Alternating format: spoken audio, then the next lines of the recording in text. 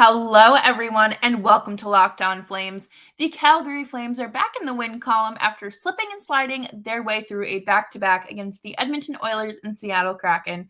Should we start leaning into this inconsistency and middle-of-the-road hockey team and keep our expectations low, or do we ride the wave and get frustrated? Let's talk about it here on today's episode of Locked On Flames.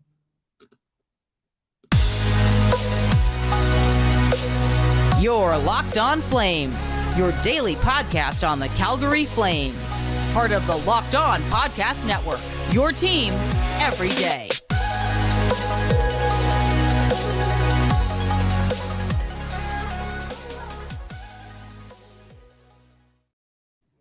What's up, everyone, and welcome to Locked On Flames. My name is Jess Belmosto, and thank you so much for tuning into today's episode. Today, we need to fully commit to the Calgary Flames being back in the middle of the road, where they can sometimes beat the bad teams, but can't consistently hang with the big dogs.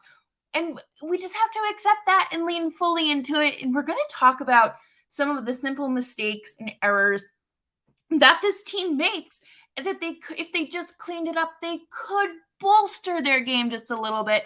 But before we get into that, please remember to subscribe to Locked On Flames wherever you get your podcasts. And of course, we are on YouTube as well. And we have some fun end of the year content coming up. So of course, make sure you're sticking around for that. My goodness, this team could not stay out of their own way against the Oilers. Mainly Mangiapane. I feel like he has this target on his back, especially these last two games. I think that he has had a hard time finishing, and then he just takes silly penalties, and then he gets kind of mouthy with the refs. But, of course, the game-winning goal came from Connor McDavid in the third period on the power play. I mean, if there's one team you don't take penalties against, it is the Edmonton Oilers. We know this. We know that they're just power play merchants. We know how good they are in the power play. So that third period, just downward spiral after that. And I think it's so frustrating to watch as a fan to watch it. And then as someone who's commenting on the game, because you're like, you know that that's the turning point of the game. And I'm not saying, oh, well, like the Flames could have won if they didn't take that penalty, like they would have won. I mean, they could have. There's a 50-50 chance. Had that not happened, though, and they had forced overtime, at least they're walking away with a point. Right now, they lost 2 points to Edmonton and gained 2 points against Seattle. It doesn't balance. Like, you're balancing each loss out, but you're never gaining true momentum. And that cushion of the 4 games before Christmas really, it did help them, and we're seeing it already. But I thought that the game against the Oilers was going to be your typical high-scoring Battle of Alberta. No, I thought that it was a good game, but it was a true Darryl Sutter hockey game. 2-1. What did we say when Darryl Sutter came in? We're going to see more 2-1 hockey games, 3-2 hockey games from this team. I don't think that's necessarily true, but we saw it then. And the Flames did get a little bit goalied by Skinner. I thought that, they were taking as many shots as they could. They weren't necessarily great shots, but against a team like the Oilers who have bolstered their defense and have a decent goalie in Stuart Skinner, you take what you can get and hope that someone's parked in front of the net to finish what you started. And I'm going to talk about more about that in a second, but I also want to praise Markstrom. I didn't think Markstrom was going to start, even though he had that win against the Oilers back in October. I don't know. I feel like it could have been a very wrong move in terms for his confidence, but I was so very wrong, and I thought he looked great. And I don't want to say the blame falls on the offense, because that's not right. But I do think we have to shift some of the responsibility here to the offense and their inability to finish. And this is where we have to talk about making up for Gaudreau and Tkachuk. Because parking Lucic in front of the net on a line with Huberdeau and Kadri is not going to do anything. First of all, Luch doesn't have that intimidating factor to him anymore. When was the last time he truly fought someone and you just see this big dude in his shoulder pads standing there? He isn't doing anything. Yeah, he's had 2 goals or 4 points in 4 games, but how much of that is truly just coincidental? Like, Milan Lucic is not 2012 Stanley Cup champion Milan Lucic anymore. And I think this is where teams, especially, we know it's a revolving door of coaches in this league, and we know that assistant coaches have moved from here, and this one has won a cup with this one, and this one has played with that one, and there's just pieces of this Stanley Cup team, any Stanley Cup team over the last 10 years scattered around the league, and they're living in the past. And I don't know how many times I'm going to scream about this, how many times I'm going to hit my head on my desk about it. I have non-Flames fans asking me about it. I have my boyfriend's family asking me about it. This is not just something the Flames fan base is seeing, okay? But Milan Lucic is not a top 6 player anymore. Get him out of the top 6 and move someone like Adam Ruzicka, who had 20 points in 25 games, up to that line. Give him a chance to succeed. Give him the momentum, the quality line mates, the minutes that you need to generate scoring, that you need to have someone out there who can finish. Because I'm sorry, Milan Lucic standing in front of the net, parked like a Buick in 2 parking spots, is not doing anything. It is not doing anything besides harming this team when he's on the ice. And I just need everyone to just sign the petition. There's no real petition. I don't really think petitions actually do anything besides show support. But if we could get it across Darryl Sutter's desk, that would be cool. But again, doesn't do anything. To just get Lucic off the top 6, I think it is time to swap him and Ruzicka. I do.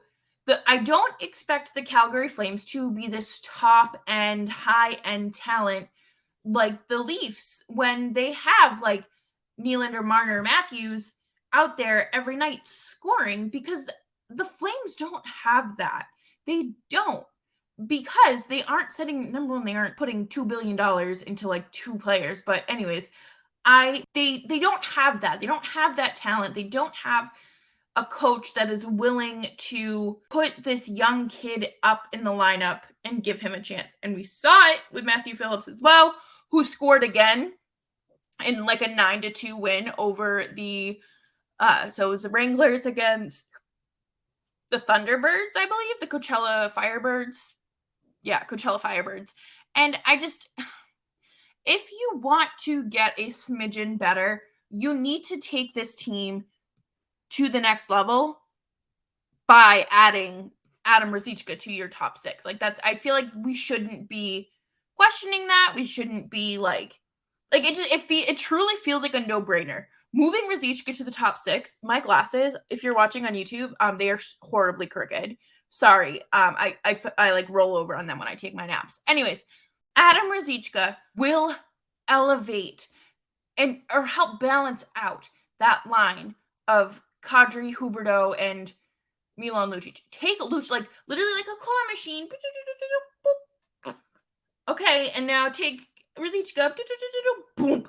Swap them. I'm sorry, but I get it. Scratching Lucic and then he goes on he scores 2 goals or whatever. That is not a reason to keep him in this lineup when you have talented players that you can shift around and get to where you want to be.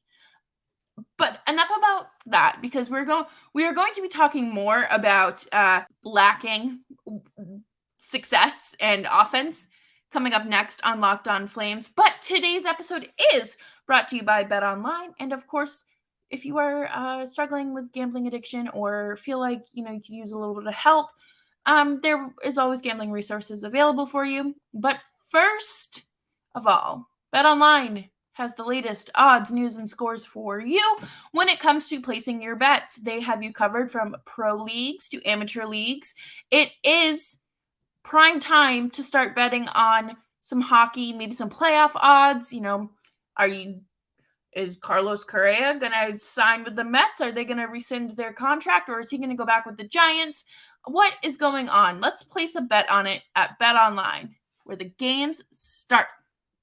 And thank you all for tuning into today's episode of Locked On Flames. As always, I am Jess Belmosto, and you can follow me at Jess Belmosto on Twitter.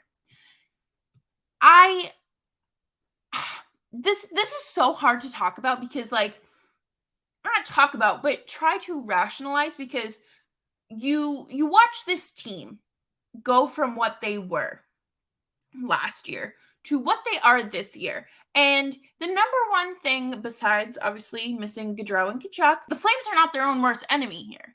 They're not. It's the post. The post is like enemy number one. Numero uno, it's the post. There has to be a record number of posts that the Flames have hit so far this season. And I think Toffoli would win the trophy, get some sort of plaque, some pretty graph to show that he has hit the most posts. I mean, hey, at least he's scoring too. I think he hit the post like 2 or 3 times in the game against the Oilers. Mangiapane hit the post. And then, of course, last night Toffoli scored, which is fantastic. And I do think that Andrew Mangiapane has regressed a little bit. And that hurts to say, because this kid is so talented, and you know that he can play well. You know that he can score you 35 goals. But what are you going to do? Like, there's only so much, number one, that the player can do. And I think the lack of finishing doesn't help. But the team definitely gets like 90% there, and then they just fall flat. And it's so hard to watch that, because you're like, oh, if only there was someone in front of the net. If only. And that's why I think we need to put Ruzicka there, or just like we need to work on that net front presence. That's going to be a huge thing, especially on the power play. I feel like at 5v5 even strength, it's a problem, but especially the power play, because you want to generate those rebounds. You want the refs aren't quick to blow plays dead. They were last night with Mangiapane. Again, this poor kid is just like fighting for his life right now. But if you have a guy that can like rebound and is so focused, like a Matthew Phillips or Adam Ruzicka, I think that you will see more success there. There is no easy way to replace what connection Gaudreau and Tkachuk had when it came to, those wraparounds and just finishing. And I don't think that is something that you can replace immediately or really at all, but you have to come up with some sort of solution and replacement. And it drives me bonkers when people are like, this team is better off without those two. And it's like, are they better off without them? Because they could really use some offense. They could use some of that skill, that high-end talent. It's on the roster, but just not in the same way. It's not a dig at any of the free agents we signed or who we traded for. It is just every player brings something different to the game.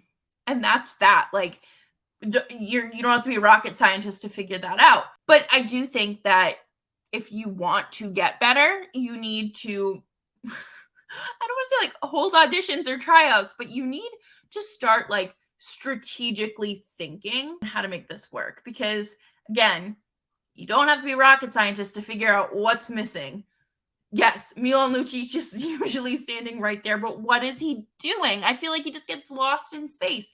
And just to have like the talent that is on this roster, it is not translating to the ice. And I don't know what it is. I think I'm not quick enough to criticize Darryl Sutter, because I think Darryl Sutter can do anything. But at the same time, it's just kind of like, why aren't you trying this? Why aren't you trying new things? It's that level of stubbornness that we talked about last week with Nick Zararis, and it just, God, figure something out, please.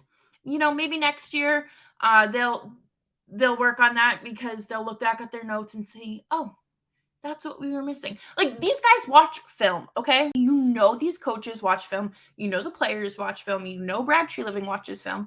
But how can you sit there and say, it's very smart of Lucic to just stand there parked in front of the net like that? What is he doing? I don't know if he moves the stick. Like, you know, like that little, like, foosball hockey game, like, table hockey, like, bubble hockey, whatever it was called.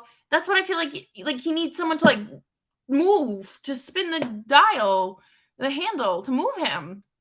But it is very, very hard to watch, and I hope that someone will knock their heads together and figure it out, because if this team wants to improve just a smidge, you will put someone else out there on that line, and we could have a very successful time, or just a little bit more of a success out here in Calgary Flames land. Coming up next, we are going to talk about the things we have to accept with the Flames going into this, I guess, like the second half of the season. Today, here on Locked On Flames. As always, make sure that you are subscribed to Locked On Flames wherever you get your podcasts. I truly don't know what I would have done without being here for you every day this year. This year was a wild ride, and I appreciate everyone sticking through, especially the free agency. I think free agency did a number on a lot. You know, like sometimes when you're at work and you just like have to accept a situation for what it is, and you're just like, there's nothing I can do to fix this. Like I could go to my manager and be like, hey, this isn't really working out. But then what are they going to do? Nothing, because it's not that they don't care. Maybe, but there's just nothing to do. There's no way to fix it, and there's no solution in the workplace. But someone mentioned in the comments that I believe it was the hockey guy talked about the pattern that the Flames have of good year, bad year, good year, bad year, good year, bad year, and that this is the bad year for the Flames.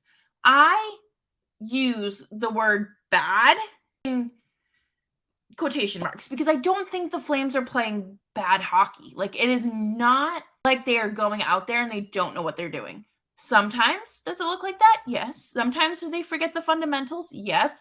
But they have fantastic players out there that really can do their job and provide, a service. I'm not necessarily like dogging on the players. I feel like it's the coaching that just needs to tweak a little bit. And again, this comes back to the stubbornness.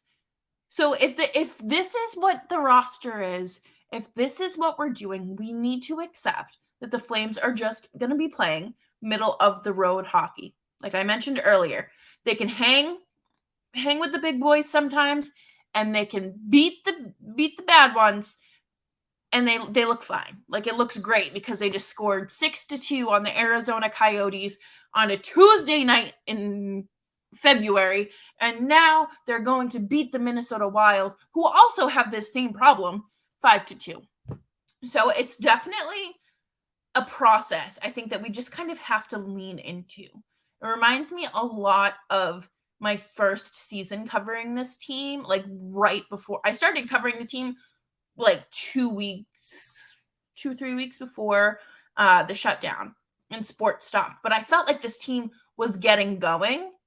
Like TJ Brody was scoring a lot. Andrew Mangiapane was like really like finding himself. I think like he had a goal or two against the Bruins and I only remember it was the Bruins because I'm 90% sure that was like one of the last games that they played.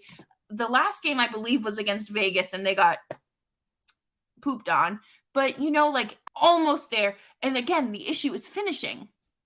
And I just Noah Hanifin and Mikael Backlund fly under the radar top performers on this team. Noah Hanifin has really stepped up his game in terms of his offensive presence, and I love that. There was the play in the Oilers game where he like had a little like sexy little wraparound. Like, if someone was there to finish that for him, that would have been nice. He had an assist too on one of the goals. I believe it was the only goal of that game, which was Backlund, I'm pretty sure. So, it's just Like, it's so close. And Backlund is, again, one of those players that flies under the radar because he's not always producing offensively. He doesn't always find himself on the score sheet, but his defensive metrics are great. He is, again, one of the more talented two-way players on the roster. And I think that, he does remind me of Patrice Bergeron. And please don't come at me in the comments for talking about Boston. But I see the same glimmers of, play and the similarities. And I really just think that Backlund is underappreciated, and hopefully he knows that he is good at hockey. And we have the game coming up on Saturday against the Canucks, and then they don't play for a few days, but I truly don't know what to expect because it's the Flames. And that's kind of where we're at. Like, you can't go into this game and expect them to win. You can't go in and be like, yeah, they're going to lose, because then they're going to show up and play like Stanley Cup champions. But at the same time, like, you just have to be like, okay, it's another 3 periods of Calgary Flames hockey. And you don't know what you're going to get. Life's like a box of Calgary Flames hockey. You never know what's inside. You never know what you're going to get. That's it. That's it. And that's all I have for you today here on Locked On Flames. Thank you all so much for tuning in on this fine Thursday afternoon, evening, morning, wherever you may be. Thank you. I appreciate you. Make sure you're subscribed, you're following. Maybe you told a friend about this podcast. Maybe you want to tell a friend about this podcast. Go right ahead. Big stuff planned for 2023. I look forward to chatting with you all more later today, actually, about some of my favorite hockey moments of 2022, because how else would we go out with a bang? Bye-bye.